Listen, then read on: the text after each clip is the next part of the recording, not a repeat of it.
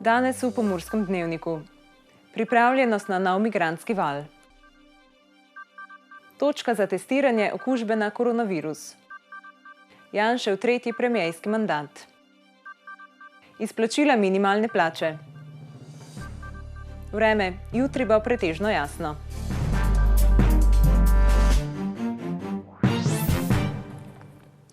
Drage gledalke in gledalci, lepo pozdravljeni v Pomurskem dnevniku. V zadnjih dneh je vse več govora o novem migrantskem valu iz Sirije, zato se vprašanje, če smo pred novo migrantsko krizo, poraja samo od sebe. Tudi Slovenija je del migrantske poti in se je pred leti z migrantsko krizo morala soočiti. Pred leti sta bila namestitvena centra med drugim tudi v Lendavi in Gornji Radgoni. Tam so pod določenimi pogoji pripravljeni pomagati tudi tokrat, a pričakujejo večjo pomoč od države. Migrantski val so pred leti občutili tudi v Gornji Radgoni, kjer je bil eden od namestitvenih centrov. Na pomoč bi priskočili tudi tokrat. Takrat, ko so krizne razmere, se najdejo tudi rešitve. Mi smo vedno, takrat, ko je bilo pokazati človeško plat, zmogli biti ljudje.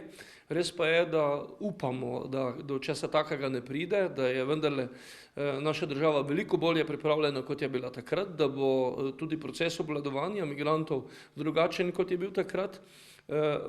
Če bo pa potrebno, bomo pa seveda, tako kot vedno, pokazali tisti svoj obraz, to je pravi obraz, človeški obraz. Avstrija in Madžarska sta že napovedali, da bosta zaprli svoje meje. Enako tudi mi svojo mejo moramo očuvati.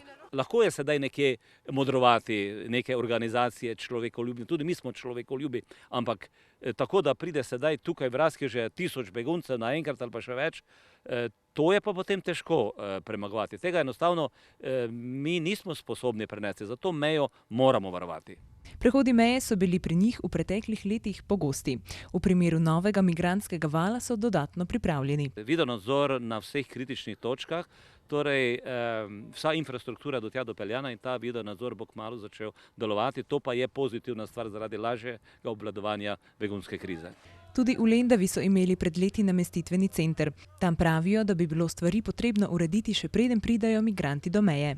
To azilno politiko urediti na evropskem nivoju z Frontexom, tako da bi pač samo tisti prišli do nas, ki bi res bili upravičeni oziroma na nek način. Jaz mislim, tista upravičena skupina pa ne bi bila neka velika težava. Rojko je ob tem izpostavil še en pomemben vidik. Ta trenutek je tudi koronavirus tisti, ki dodatno narekuje še previdnostne ukrepe, torej moramo poskrbeti na vstopu v državo in preveriti, kdo k nam prihaja.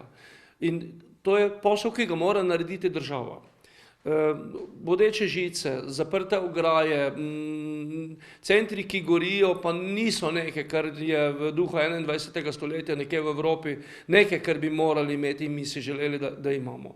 Torej, moramo poskrbeti, da pa vendarle na drugi strani ne ostanemo ravnodušni, saj so vendarle na nasprotni strani, če smem tako reči v prispodobi, zgolj in samo ljudje, ki bežijo od bomb, vojne, posilstev, ropov. Domačini ob tem pravijo, da bojazni pred migranti ni. Bolj jih skrbi koronavirus. Ja se ne bojim. Kako bo pa bo, nič ne bo boljši. To pač pride, svet to dela, to vse delajo drugi. To ni nič takšnega, bojim se ne, pač pridejo pa grejo. Ne? Ja, zaradi te bolezni, ki je zdaj še ta koronavirus, je še to toliko slabše, to mora biti jasno. Tako kot morajo biti jasni ukrepi, ki jih bo morala država čimprej predstaviti tistim, ki bi bili v primeru migrantskega vala najbolj na udaru. Po opravljenih 290 testih v Sloveniji še nimamo potrjene okužbe s koronavirusom, a kot opozarjajo pristojni, je pojav prve potrjene okužbe pri nas le še vprašanje časa. Zdravstveni dom Murska Sobota bo ena od 16 točk za testiranje. V Sloveniji še vedno ni potrjene okužbe s koronavirusom, a pojav prve potrjene okužbe pri nas je le vprašanje časa, opozarjajo pristojni. Ministrstvo za zdravje je zdravnikom poslalo podrobna navodila, kako ravnati v primeru obravnave pacienta s sumom na koronavirus. Gre za navodila namenjena strokovni javnosti, ki so pomembna za organizacijo dela. Na 16 točkah bodo z jemanjem brisa testirali potencialno okužene s koronavirusom. Z vzpostavitvijo točk pa so tudi racionalizirali uporabo zaščitne opreme in obremenitev zdravnikov.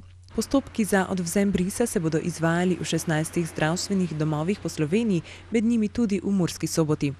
Pristojni poudarjajo, da naj bolnik s sumom na okužbo koronavirusa ne hodi samostojno na točke za odvzem brisa brez napotitve osebnega zdravnika. Brez napotitve in najave zdravnika obravnava bolnika namreč ne bo možna. Stik z zdravnikom prek telefona je ključnega pomena, saj se s tem izognemo fizičnim stikom in morebitnemu prenašanju okužbe. Predsednik SDS Janez Janša je v državnem zboru na tajnem glasovanju dobil mandat za sestavo nove vlade. Podprlo ga je 52 poslancev, 31 jih je glasovalo proti, ena glasovnica pa je bila neveljavna. Po izvolitvi je že prisegel kot novi predsednik vlade, ki bo vodil vladno koalicijo stranke SDS, SMC, NSI in Desus. Državni zbor je včeraj Janezu Janši podelil tretji premierski mandat. Prvič se je na čelo vlade zavihtel decembra 2004, vlada pa je 4-letni mandat dokončala v nespremenjeni koalicijski sestavi. Druga Janševa vlada je delovala od februarja 2012 do marca 2013. Nova priložnost, da poskusi oblikovati vladno koalicijo, se je SDS ponudila po odstopu Marjana Šarca, ki je od zadnjih državnozborskih volitev vodil manjšinsko vlado. Janši namreč po volitvah, na katerih je 3. junija 2018 SDS slavila kot relativno zmagovalka, ob strankarskem zavračanju sodelovanja to ni uspelo. Janez Janša se je po včerajšnji zaprisegi v državnem zboru zahvalil za zaupanje. Kot je dejal, jih čakajo pomembni izzivi, a so prepričani, da so te izzive z odgovornim upravljanjem z državo in povezovalno politiko sposobni premagati. Prvaki SDS, SMC, SNI in Desus so koalicijsko pogodbo podpisali približno mesec dni po Šarčevem odstopu. Prejšnji torek, dan zatem pa je predsednik republike Borut Pahor državnemu zboru Janšo predlagal za novega predsednika vlade. Zveza svobodnih sindikatov Slovenije beleži kršitve pri izplačilih minimalne plače. Ob pregledu plačilnih list so ugotovili okoli 20% zakonskih kršitev. Po ugotovitvah Zveze svobodnih sindikatov Slovenije je bilo okoli 80% pregledanih plačilnih list skladnih s predpisi, v okoli 20%, predvsem pri manjših delodajalcih, tistih, ki zaposlujejo agencijske delavce ter tudi v dejavnosti zasebnega varovanja, pa so zabeležili kršitve. Med njimi sta bili nezakonita ukinitev ali znižanje dodatka na delovno dobo, v katerega je mogoče poseči le spremembo kolektivne pogodbe dejavnosti in znižanje osnovne plače pod prag določen v posamezni kolektivni pogodbi. Velika večina delavcev je nezadovoljna, saj je pričakovala višja izplačila, zato je predsednica ZSSS Lidija Jerkič v tej luči napovedala zahtevo, da se zakonom določi vse dodatke in tako prepreči tovrstne zlorabe. Sindikalisti so poleg težav povezanih z minimalno plačo zaznali še druge težave, kot na primer obračun nadomestila plače za čas bolniške odsotnosti, dopusta in praznikov. Na Zavodu za zaposlovanje je bilo februarja registriranih dobrih 77 000 brezposelnih, kar je 3% manj kot v mesecu januarju, ter dobrih 4% manj kot februarja lani. Po 2 mesecih rasti se je februarja brezposelnost ponovno znižala. Decembra se je število brezposelnih na mesečni ravni povečalo za 4%, januarja pa za 6%. Med razlogi je sezonsko povečanje prijav zaradi izteka zaposlitve za določen čas. Februarja se je na novo prijavilo 5172 brezposelnih, več kot polovici novo prijavljenih se je iztekla zaposlitev za določen čas. Zavod je iz evidence odjavil 7529 brezposelnih, od tega se jih je zaposlilo oziroma samozaposlilo dobrih 5800, kar je 24,1% več kot januarja in 4,7% več kot februarja lani. V prvih 2 mesecih je bilo v povprečju prijavljenih 78 663 brezposelnih, kar je 3,8% manj kot v primerljivem obdobju leta 2019. Februarja je brezposelnost na mesečni ravni upadla v vseh območnih službah Zavoda za zaposlovanje, najbolj v Murski Soboti za 5,4%, v Sevnici za 4,7% ter v Novi Gorici za 4,2%. Na sobotainfo.com poročajo o priljubljeni mehiški nadaljevanki Esmeraldi, ki se ponovno vrača na slovensko televizijo. Kdaj jo bomo lahko spremljali, preberite na sobotainfo.com, mi pa si sedaj poglejmo še kratke novice.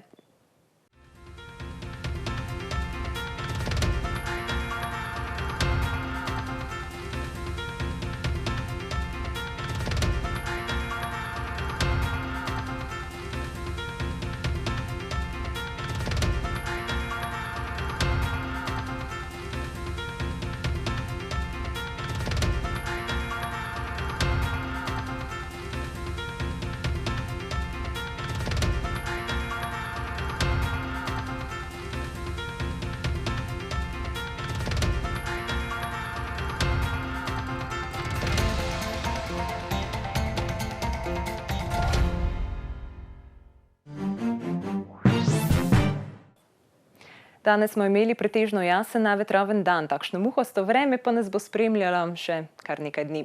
Podrobneje o vremenu pa v vremenski napovedi. Danes smo imeli pretežno jasen dan s temperaturami okrog 13 stopinj Celzija. Opoldne ste v Krinskem parku Goričko namerili 9 stopinj, v Murski Soboti, Radencih in Lendavi pa 11. Jutri bo sprva pretežno jasno in ponekod po nižinah megleno. Dopoldne se bo od zahoda začelo oblačiti, zvečer pa se bodo v zahodnih krajih pojavljale padavine. Zapihal bo jugozahodni veter. Najnižje jutranje temperature bodo v severovzhodni Sloveniji, torej v Murski Soboti in Mariboru okoli -1 stopinje, čez dan pa okoli 11 stopinj Celzija. V noči na petek se bodo padavine okrepile in razširile na vso Slovenijo. Sprva bo meja sneženja med 400 in 700 metri, nato višje. V petek bo pretežno oblačno. Padavine bodo oslabele in ponekod prehodno ponehale, ter noči na soboto prehodno spet nekoliko okrepile. V soboto dopoldne bodo povsod ponehale, popoldne se bo od zahoda delno zjasnilo. Temperature v naših krajih se bodo zjutraj gibale med 1 in 4 stopinjami, čez dan pa med 7 in 11. Toliko smo vam pripravili v današnjem Pomurskem dnevniku. Če ste slučajno kaj zamudili, vas vabim na našo spletno stran www.tvidea.si, kjer vas čaka veliko drugih aktualnih vsebin. Želim vam lep preostanek dneva in vas hkrati vabim v našo družbo spet jutri, ko bo z vami voditeljica Anja Vučkič. Nasvidenje.